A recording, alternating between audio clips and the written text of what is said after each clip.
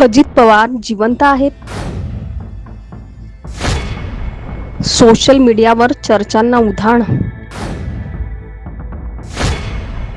चर्चांमध्ये तथ्य नेमकं काय?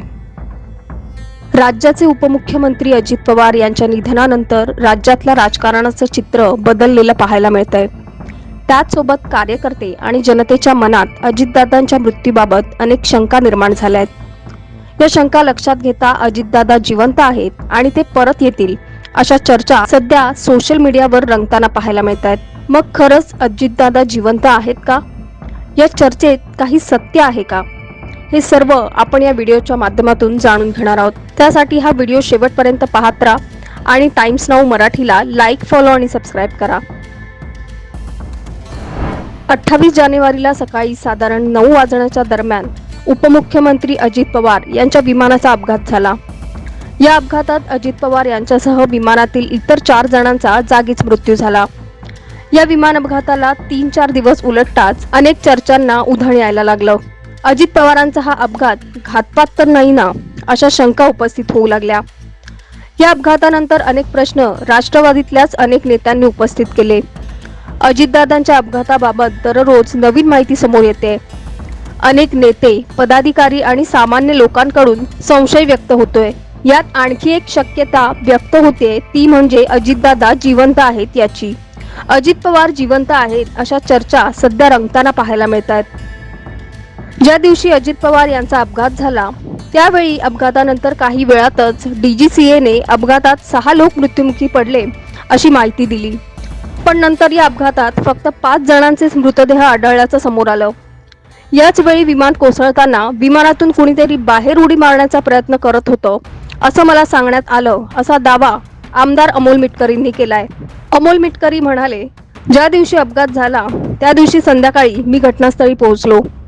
तिथल्या स्थानिकांनी मला जी माहिती दिली ती धक्कादायक होती. स्थानिक म्हणाले की विमान खाली कोसळताना एका व्यक्तीने त्यातून बाहेर पडण्याचा प्रयत्न केला. ग्रामस्थांनी त्या व्यक्तीला वाचवण्याचा प्रयत्न केला, पण विमान कोसळल्यानंतर त्याचा भीषण स्फोट होऊन मोठी आग लागली. त्यामुळे आम्ही कुणीच विमानाच्या जवळ गेलो नसल्याची माहिती ग्रामस्थांनी मिटकरींना दिल्याचं कळतंय. अजित पवार ज्या दिवशी गेले त्या दिवसापासून मिटकरी याबाबत सातत्याने सवाल करत आहेत. माळरानावरची कागद इतस्ततः पडलेली दिसत आहेत. सर्व मृतदेह जळालेल्या परिस्थितीत दिसताना कागदाला मात्र साधा धक्का पण का लागला नाही. पायलट 2दा बदलल्या गेल्याच्या बातम्या आहेत. पायलट ट्रॅफिकमध्ये फसले होते असं सांगितलं गेलंय. ते का बदलले गेले? ऐनवेळी हा दौरा अशा पद्धतीनं का आखला गेला होता? त्याच्यानंतर दादांच्या पहिल्या विमान प्रवासाच्या वेळी बातम्या चालल्या, दादांसह इतर 5 म्हणजे एकूण 6 व्यक्ती त्या प्रवासात होते, पण नंतर मृतदेह 5च व्यक्तींचे सापडले. अमोल मिटकरींनी शंका उपस्थित केल्या असल्या तरी त्यावरून अजितदादा जिवंत आहेत असं बोललं जातंय. याचं दुसरं कारण म्हणजे अपघातानंतर विमानातील मृतदेह जळाले. अगदी ओळखूही न येण्याइतपत त्या मृतदेहांची अवस्था झाली होती. पण एकीकडे हे असतानाही विमानात असलेली कागदपत्र मात्र जळाले नाहीत. जिथे अपघात झाला त्याच ठिकाणी सर्व कागदपत्र विखुरलेल्या स्थितीत पाहायला मिळाली. एअरफोर्स एक्सपर्टच्या माहितीनुसार अपघातानंतर विमानाचे 2 तुकडे झाले. त्यामुळे ते बाहेर फेकले गेले आणि त्यांना आगीची कुठलीच झळ पोचली नाही. अजितदादा जिवंत आहेत अशा चर्चा रंगण्याचं आणखी एक कारण समोर येतंय. ते म्हणजे अजितदादा ज्या विमानातून प्रवास करत होते त्या विमानाच्या पंखांचा रंग बदलल्याची चर्चा आहे. अपघाताआधी विमानाच्या पंखांचा रंग हिरवा होता आणि नंतर तो लाल झालेला दिसला. त्यामुळे अशा चर्चा रंगू लागल्यात की अजितदादा जिवंत आहेत आणि शरद पवार यांनी त्यांना परदेशात पाठवलंय. की अजित पवारांनी स्वगृही जाणे हा भारतीय जनता पक्षाचा पराभव, देशातल्या राजकारणाला कलाटणी देणारा तो निर्णय ठरला असता आणि भारतीय जनता पक्षाची जी दहशत आहे ती मोडून गेली असती.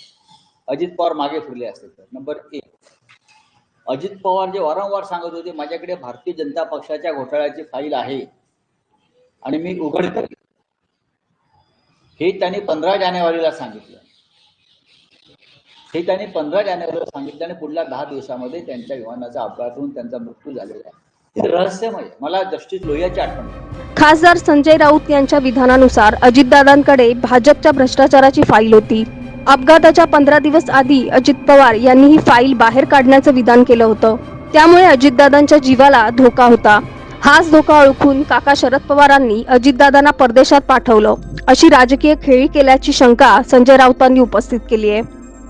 आणखी काही उपस्थित होणारे प्रश्न म्हणजे दादांच्या मृतदेहाची ओळख.